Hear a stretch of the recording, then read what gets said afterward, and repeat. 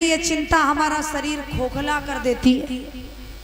इसीलिए जब चिंता व्याप जाए, टेंशन हो जाए, तो जब कहीं मन ना लगे, दिमाग बिल्कुल काम ना करे, तो या तो मंदिर में जल छोड़ना प्रारंभ कर दो या गुरु के यहाँ जाना प्रारंभ कर दो, संत महात्मा के पास बैठना प्रारंभ कर दो। आपकी भ्रष्ट बुद्धि दूर हो जाएगी, आपका हर सपना साकार हो जाएगा। बोलिए सच्चे दरबार की जय हो। क्योंकि संत महात्माओं के पास बैठने से, गुरुजनों के पास बैठने से, मंदिर में जाने से हमारी बुद्धि जो भ्रष्ट होती है, ये हमारा मन पवित्र कर देती है। और जब हमारा हृदय पवित्र हो जाता है तो हमें आनंद आने लगता है। फिर हमें क्या जरूरत है दुनिया में उलझने की, है? तो इसीलिए भाव से भगवान को भजना सीखो। राजा दशरथ का जब मन नहीं लगा, सारी रात रोते रहे, नींद नहीं आई। और नींद कहाँ से आए? जब चिंता है तो नींद आती है। आप कभी अंदाजा लगाना, अगर छोटी मोटी घर में लड़ाई हो जाए तो रात भर इधर उधर करवट बदलो, बस बोले नींद ही नहीं आ रही, क्या बताएं, आज तो पूरी रात ऐसे बीत गई। तो इसीलिए ये चिंता चिता से बुरी हुआ करती है। चिंता से अच्छा है कि हमें भगवान को भजो, सतगुरु का नाम लो, प्रेम करना सीखो। भगवत श्रोताओं, आज जब गुरु वशिष्ठ की याद आई तो दशरथ जी प्रातः 4 बजे हैं, चल पड़े हैं। कैसे? इसे मारो मारो, इसे देखो, ये भी देवता है, क्या करो, है ना?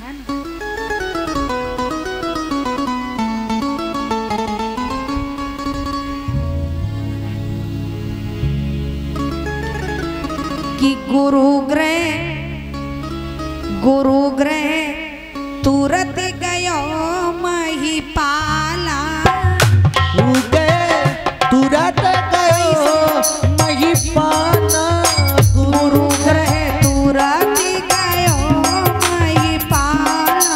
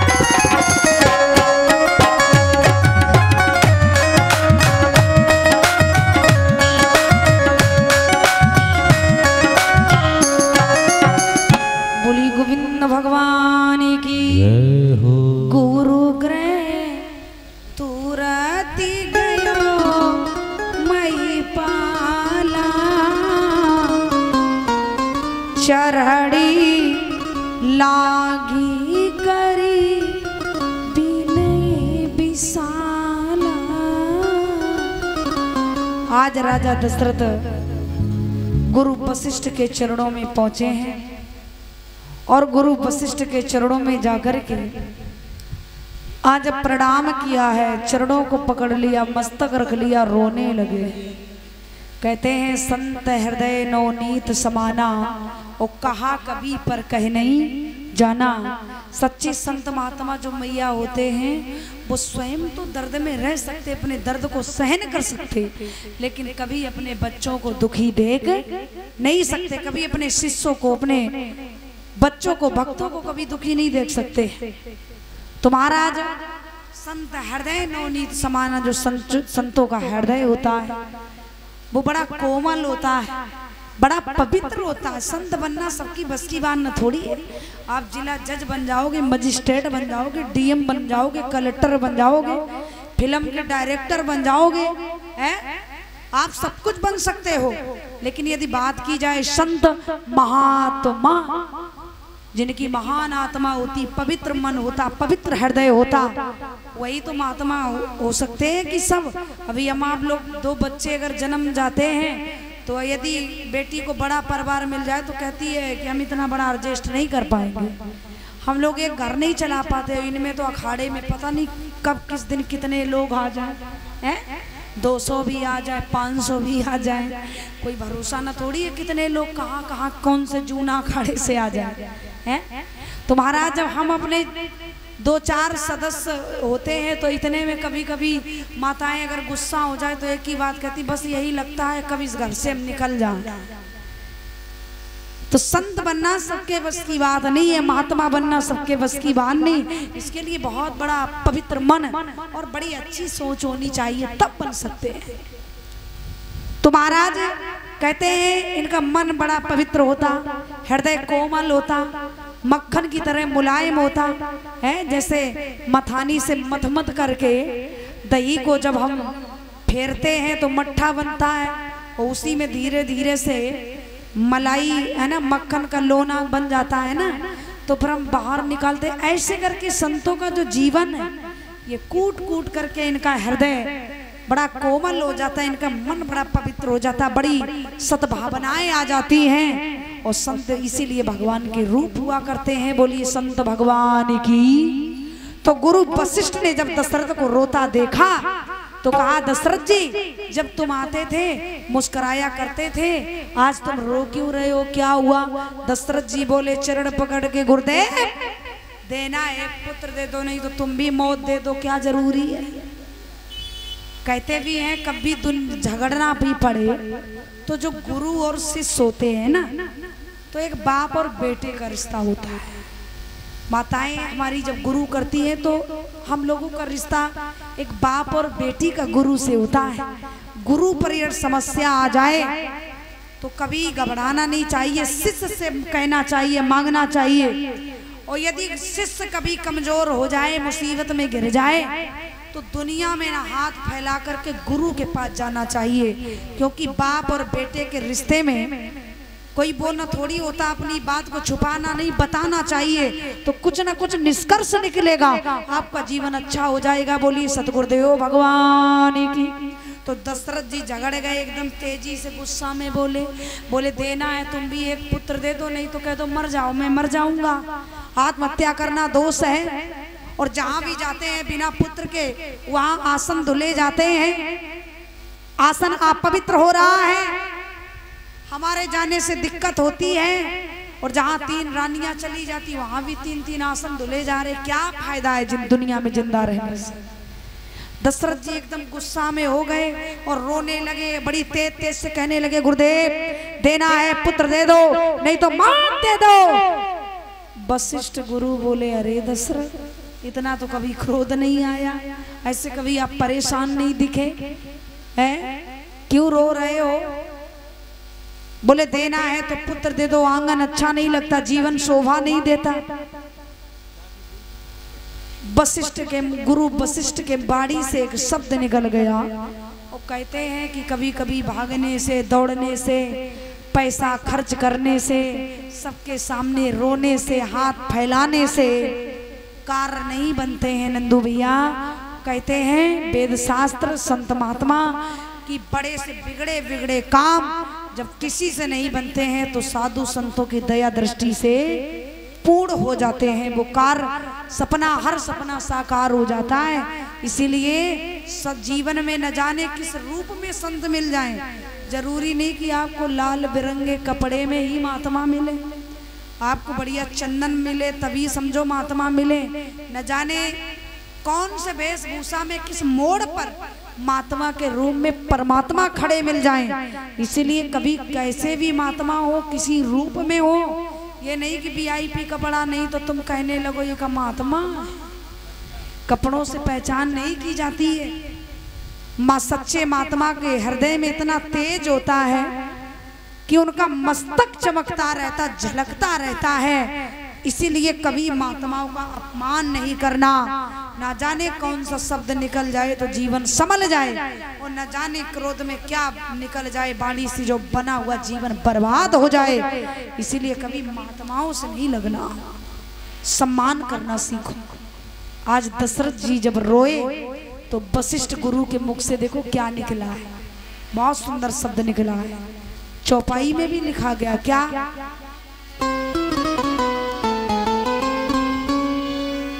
कि तारा उठी हो, तारा उठी हुई है सुती चारी।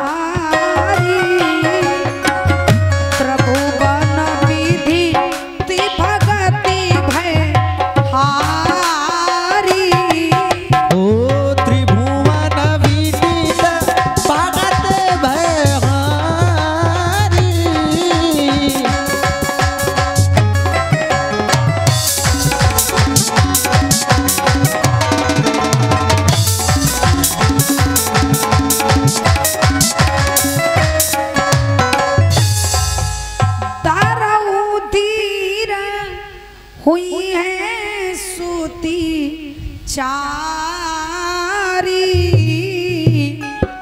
और त्रिभुवन विदिति भगत भय हारी। बोले जाओ धैर्य का धारण करो, समय का इंतजार करो। 4 पुत्र आएंगे, धरऊ धीर हुई हैं सुत चारी। सुत माने पुत्र चारी, 4 पुत्र आएंगे। दशरथ जी बोले गुरुदेव 4 आएंगे क्या, एकदम लाइन लगाएंगे? आप 4 कह रहे हो, 2 ही हो जाए, 1 ही हो जाए, कब आएंगे? बोले जाओ इसके लिए तुम्हें पुत्रेष्ठ यज्ञ करवाना पड़ेगा। हाँ जाओ, समय आ रहा है, श्रृंगी ऋषि को बुलवाना है, लौकिक व्यवहार निभाने को पुत्रेष्ठ यज्ञ करवाना। समय आ रहा है, श्रृंगी ऋषि को बुलवाना, पुत्रेष्ठ यज्ञ करवाना। उसी समय राजा दशरथ ने पत्र लिखा, श्रृंगी ऋषि को भेजा। जैसे श्रृंगी ऋषि को पत्र प्राप्त हुआ, सम्मान सहित अयोध्या में आए। राजा दशरथ ने खोटस प्रकार से पूजन किया, स्वागत सत्कार, सुंदर आसन लगाया, सुंदर जगह बिठाया। श्रृंगी ऋषि ने समस्त हवन सामग्री, सुंदर यज्ञ कुंड सजवाए। यज्ञ प्रारंभ हुआ। भगत सहित मुनि आहुति दीने, प्रकटे अग्नि चारु कर लीने। महाराज जैसे पूर्ण आहुति पड़ी, अग्निदेव महाराज खीर से भरा हुआ पात्र लेकर प्रकट हो जाते। बोले अग्निदेव महाराज की। अग्निदेव महाराज खीर से भरा हुआ पात्र लेकर प्रकट हो गए।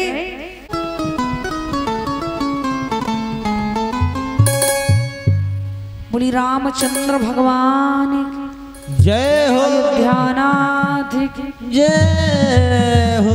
बधाई पड़ रही है कैसे कि जन्मे है रघुराई, ओ जन्मे है रघुराई, अवधपुर में बज रही बधाई। जन्मे है अब रघुराई, अवधपुर में बज रही बधाई। हरी हाथ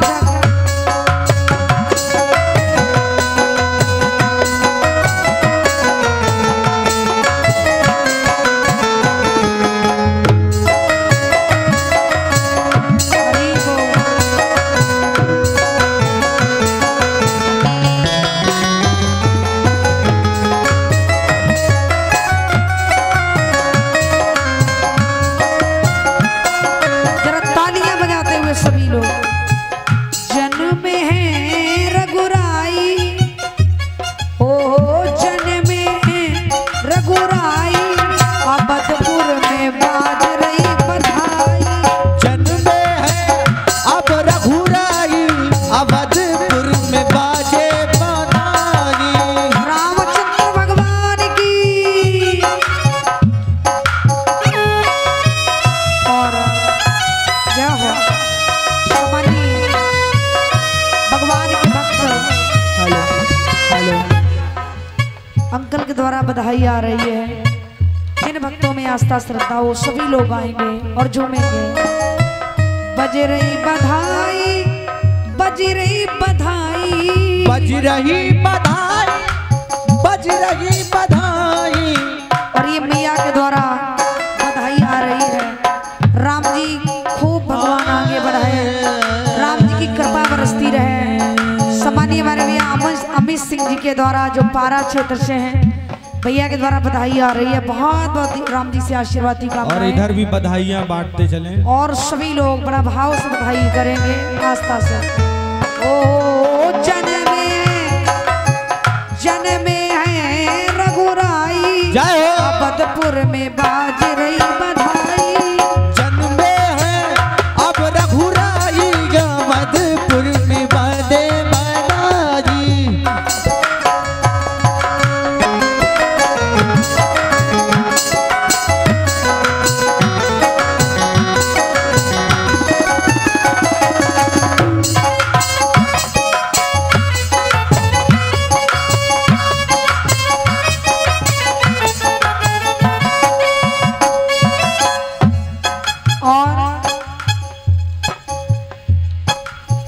हीरा जवाहरात कौशल्या लुटा में, हीरा जवाहरात कौशल्या लुटा में। हीरा जवाहरात कौशल्या लुटा में, हीरा जवाहरात कौशल्या लुटा में। और गीत रही मैया गाई, और ब्राह्मणों ने और ये हमारी आंटी के द्वारा बधाई आ रही है। और राम जी के आने पर भोग भी भेंट हो रहा है। जोरदार तालियां। इस सब सुहाग पर बड़ा ही आंटी जी का प्रेम भगवान के प्रति रहता है। क्योंकि मैं जब आती हूँ यहाँ की हमारी डाली क्षेत्र, इस लखनऊ की हमारी समस्त माताएं बहनें, डालीगंज के सभी मैया, इस मोहल्ले से सभी मैया आती है। और इन मैयाओं का बड़ा योगदान इस कार्यक्रम में रहता है। बड़ा मुझे अच्छा लगता है। तो जरा हाथ धो के तालियां। और मैं चाहूंगी कि राम जी आए हैं अयोध्या में। राम जी जब अयोध्या में आए हैं, राम जी के साथ ये भी आया है जी, तो खुशियां मनाई गई हैं। तो यदि जिसे जिसे खुशी है तो अपने अपने हाथों को उठा करके जरा झूमते जाओ। क्यों मैया? अच्छा ये बताओ, रुक जाओ। अरे डालीगंज की मैयाओ, आपके यहाँ जब कोई लाला होता है तो क्या आप लोगों के यहाँ झूमा नहीं जाता है?